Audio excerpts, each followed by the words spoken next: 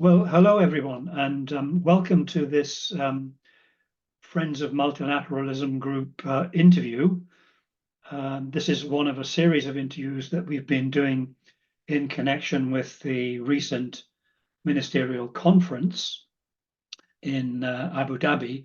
And today I'm extremely pleased to welcome as our guest Evan Rogerson, who is an expert in many things of an agricultural nature. He was a director of the agriculture division for a number of years. And then prior to that, he was also the director of the Councils and Trade Negotiations Committee division, which gave him an inside view on rather a large number of ministerial conferences. I don't know exactly how many, Evan, but it must be running into almost double figures, I would have thought. Yes. So he knows ministerial conferences from the inside, which I think is a major plus. And of course, before that, Evan was also chief of staff to Director General Renato Ruggiero. So I don't think we could have anybody better qualified to talk to us today about agriculture. And I'll just say a few words by way of introduction, and then fire a couple of questions at Evan. I'm incidentally Stuart Harbinson, also a former Secretariat person and a Geneva groupie, and also former permanent representative of Hong Kong, China to the WTO. And I have a little bit of background in agriculture myself, having kicked off the negotiations under the Doha round. So just to recap very briefly, of course, agriculture is hugely important as a subject in its own right, and particularly important and sensitive, I think, in the WTO. It was only as a result of the Uruguay round that agriculture even came into the WTO. Before that, it was not covered by the multilateral rules at all. I know from personal experience that, without the driving force of agriculture, I don't think we would have had the Doha round. Many people may say that would have been a good thing in retrospect, but at the time it seemed like quite a major accomplishment to get a round of negotiations going with agriculture at the center. That was really the driving force at the time.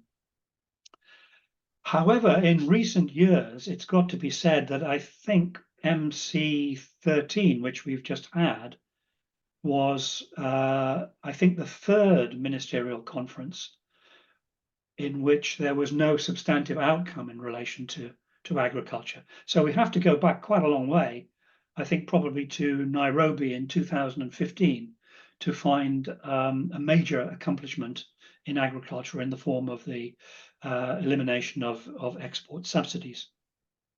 This is not to, I must emphasize, this is not to downplay the ministerial conferences we've had since then, because obviously, agriculture was a major topic of negotiation and discussion. And I know from personal experience that these discussions, even if you don't get an outcome, tend to move the ball forward, or at least enhance people's understanding of the difficulties. So I don't think that, we could say that simply because there's no concrete outcome that the negotiations haven't been useful. I'm sure they have been useful, but nevertheless, we left Abu Dhabi without an agreement or an agreed text on agriculture.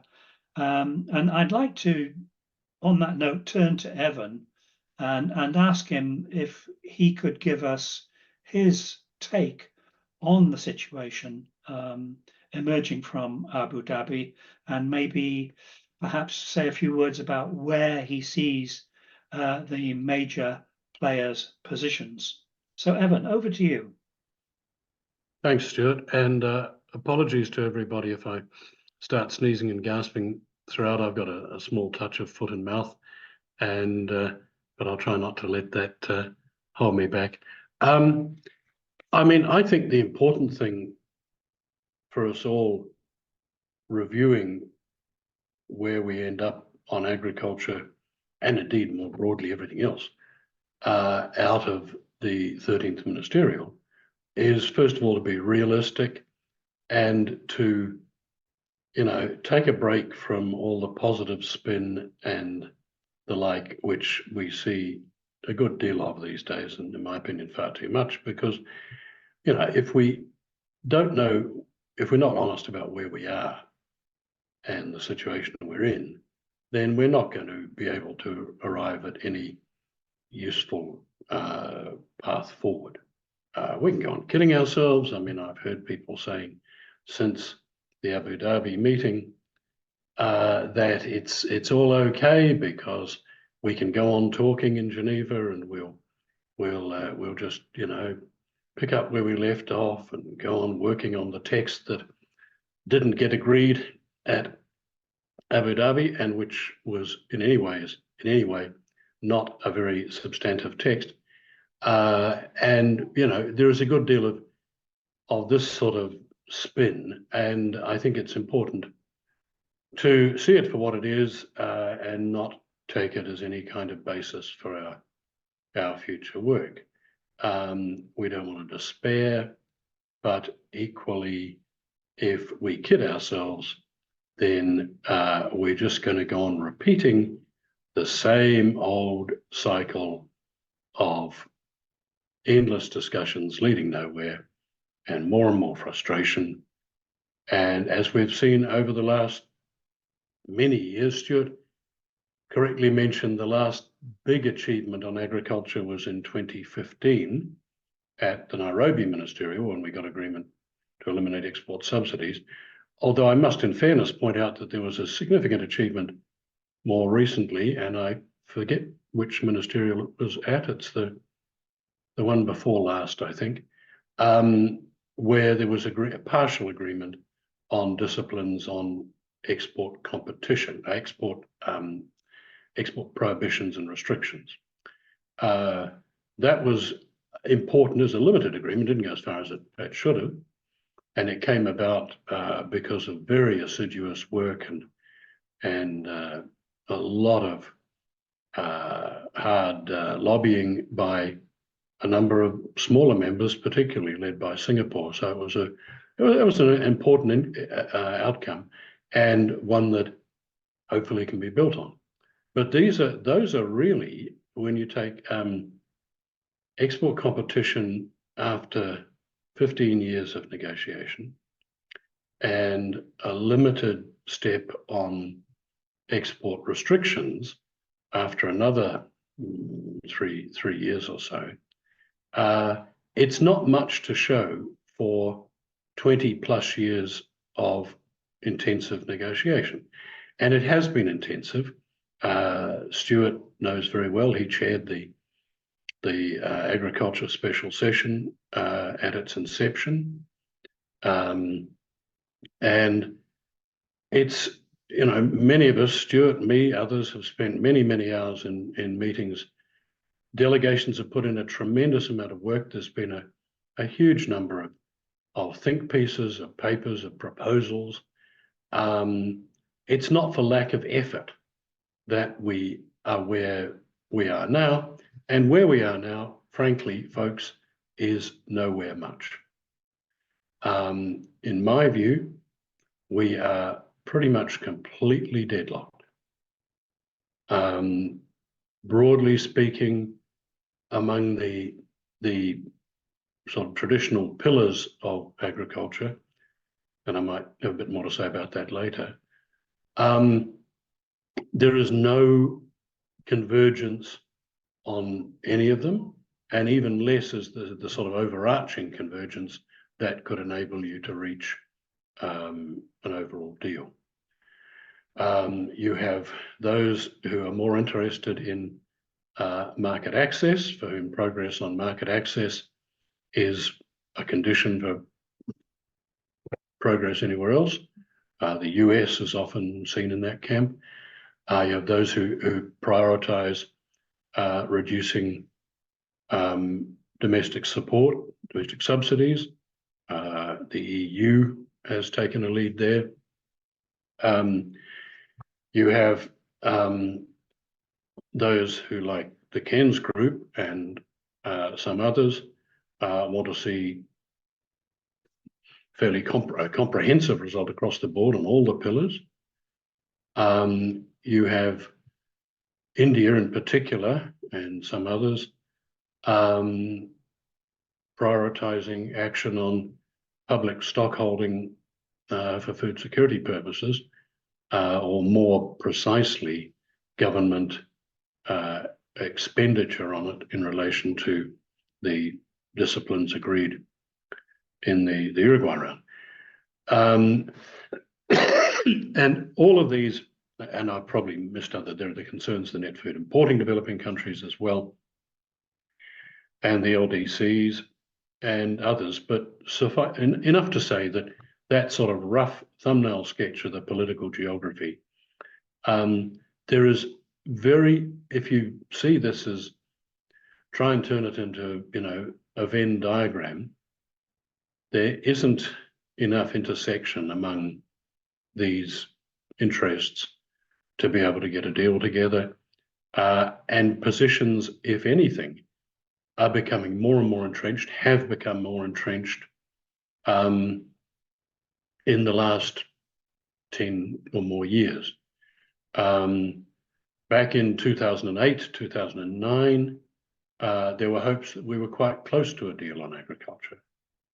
I was always a bit skeptical that we were as close as all that, but anyhow, that was the received wisdom at the time, but we didn't make it. And at that stage, other subjects like industrial tariffs or non-agricultural market access in the jargon were also very much in the mix. So there was a chance, at least, of some balancing elements from other areas in the negotiation. Well, those other areas are even more sleepy than agriculture. So the question is, can you achieve a negotiated outcome on the agriculture agenda as we have it at the moment in isolation? And I have to say, I think that's not very likely under current circumstances, barring some major political rapprochement between big players, by which I mean, in no particular order: US, China, India, EU, Cairns Group, mentioned especially Brazil, which has been very active lately. So, there's a lot of pieces to line up, and at present there isn't any sign that's happening, and certainly there was no sign that was happening at Abu Dhabi, where pretty much the positions that delegations arrived with were the positions that they maintained and left with, despite a lot of, very vigorous efforts behind the scenes. So that's the rather depressing yes. sort of thumbnail sketch of how I see things at the moment, Stuart.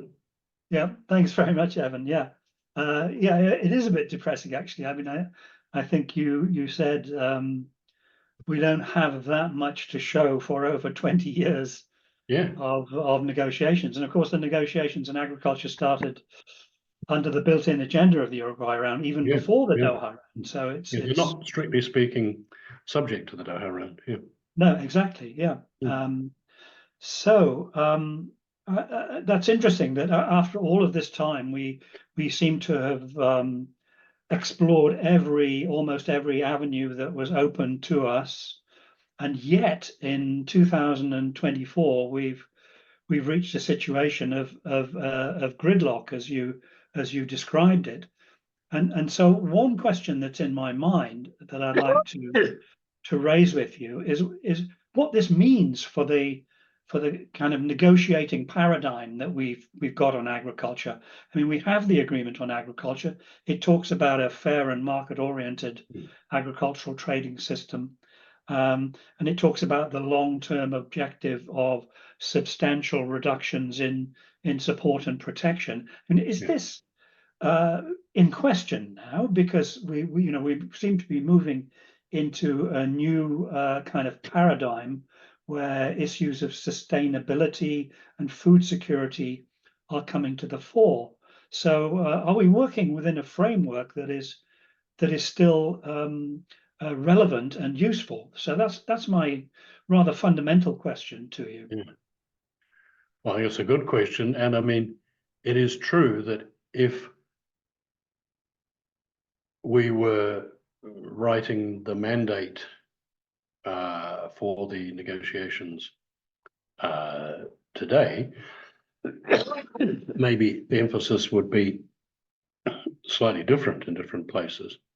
That said, I think the mandate for the negotiations, which is contained in the Agreement on Agriculture, is actually sufficiently broad and flexible to permit differing approaches to negotiation. We started out, as you well recall, because you were there, by following more or less the Uruguay round structure of doing agriculture in a number of what were called pillars: domestic support, market access, export competition, and SPS off to one side. So I think one can ask whether that division, that three-pillar division, still holds, or whether it's still useful. I wouldn't myself suggest renegotiating the mandate. I think that would be a mug's game. It would be, we could spend the next 20 years trying to negotiate a better mandate. And even if we succeeded, we'd just end up with another mandate that was 20 years old. So I think I wouldn't advocate trying to revisit the mandate in any formal sense. We all know that getting consensus on anything in the WTO is pretty difficult. But I would advocate using all of the flexibility that is in the mandate and also in the Agreement on Agriculture to try and update the paradigm that we're negotiating and try and think of new ways to carry out that mandate, try and think of new ways to negotiate that might actually get us somewhere.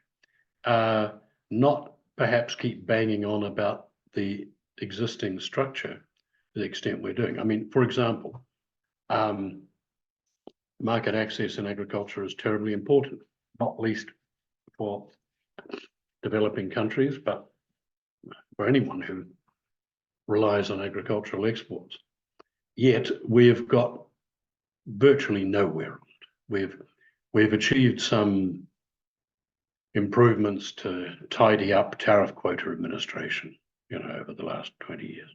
That's about it. Bit of transparency. Actually, a lot of people argue that most of the progress on market access in agriculture is made bilaterally or plurilaterally, and has been over the years, and that we, if we're lucky, we sort of digest it into the multilateral system. I'm not suggesting we give up on market access, but in the multilateral setting, but I think we might have to look at a more targeted way of treating it, rather than and possibly a simplified way, rather than in the past. 10 years ago, for example, we had proposals involving extremely complicated formula reductions in market access protection. And I wonder if a much simpler approach there mightn't be worth looking at. In domestic subsidies, I think we have to again, recognise that the existing agreement, it actually isn't too bad, and it permits a wide range of the sorts of things that governments want to do, including in the environmental area, in input subsidies, etc. But maybe there is more that can be done to put the emphasis there, in particular in negotiating in a more sort of holistic way, taking into account some of the key concerns, such as trade, the interaction between agricultural trade and climate change. It is a bit odd that if you look at the outcome document, I'm not talking just on ag because there was no outcome document on ag, but the outcome document from the ministerial, it literally doesn't mention climate change. I mean, I find that really weird. And I think we have to, in updating and sort of repurposing our negotiating approach, I personally think that issues like the relationship with climate change has to be absolutely central, both because the WTO can make a contribution and because if it doesn't get up with the play, it's going to be essentially faced with trying to resolve, with its weakened dispute settlement system, a lot of very difficult cases involving measures taken by members for reasons of climate change. So I think we have to come up with a more positive agenda in agriculture, which goes beyond the traditional boxes and the traditional pillars. And I would say the same for food security. We're all familiar with the Indian position on public stock holding, and that's clearly something that will go on being argued about, though I must say the chances of a resolution outside a broader agreement in domestic support do not seem very good to me, but you know, we wait and see. But I mean, we shouldn't think that that's the be all and end all of food security. Food security is a much broader topic and involves all the membership, and it has as much to do with supply and ensuring that agricultural products can actually flow to where they're needed, as much as it does with subsidies, for example, which leads you back, for example, to doing more about export restriction. So, but I think a more holistic view of food security, climate change, development in the broader sense, not just carve-outs from agreements, but actually a positive development aspect to the agriculture negotiations. It would be very good to give more priority to things like tariff escalation, for example, in helping developing countries exploit their agricultural trade potential. So there's a lot, I think, that can be done to reorient, refine, I used the word repurpose before. I'm not quite sure that's the right word because I think it means it's something like recycling, but to improve, to update the way in which the WTO is trying to go about fulfilling this mandate to negotiate. Thanks, Evan. Yeah, that's great. And I really like your idea about updating the paradigm for the agriculture negotiations in the WTO. And I just wondered that sparked the thought that, I mean, do you think actually at MC13 there was perhaps a silver lining to a certain extent, not a great extent, in the sense that maybe the members are coming to the same conclusion through a long and convoluted process that we do need a new paradigm, so that perhaps, although, as you said, we don't have any concrete outcome from MC13, it might be a step in the process of members coming to terms with the current reality in this respect, and trying to find new ways forward. And in that connection, I think I probably want to mention something that you did mention very, very briefly, which was plurilaterals. There has been a certain amount of talk about, even a joint statement initiative in agriculture. I don't know what your view is on that. It strikes me as possibly a difficult proposition, but I'd just like to get your reaction to those couple of points. Thanks. Well, I would hope that that people coming out of MC13 will take a long, hard look at where we're at in agriculture and in other things as well, to be honest. And give the happy talk a rest and concentrate on facing up to our reality, which isn't a very comfortable one, and see what can be done. I mean, it's easy for an old retired guy like me to say people ought to be, working at it and doing this and doing that. But I think it is important to step back from the sort of endless round of meetings for meeting's sake, and think about, how to do it better. And if the ministerial, if some members are having these sorts of thoughts, so much the better. I do understand that one major member is thinking of putting in a paper to the Agriculture Special Session on how to, I don't know the content of it, but I understand it's along the lines of how to, revitalize the negotiations, and I look forward to seeing that. And I hope there'll be other thoughts like that. And I think that we have to also look outside what I've sometimes rudely called the Geneva echo chamber to do this. This sort of revitalization isn't just going to come from delegates talking to each other, worthy people though they all are.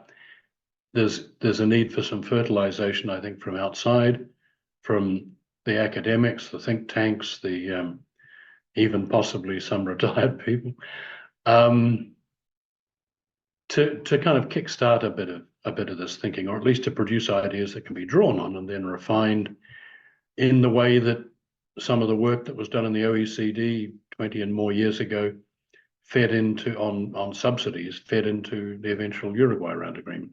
So the WTO shouldn't be too proud to look outside for ideas, for excuse me, for new intellectual and even political energy. Is some of that energy going to come from plurilaterals? Well, I mean, you can envisage plurilaterals on agriculture market access. Like I said, they exist already. It's quite a lot of them. Or plurilaterals that include agriculture market access.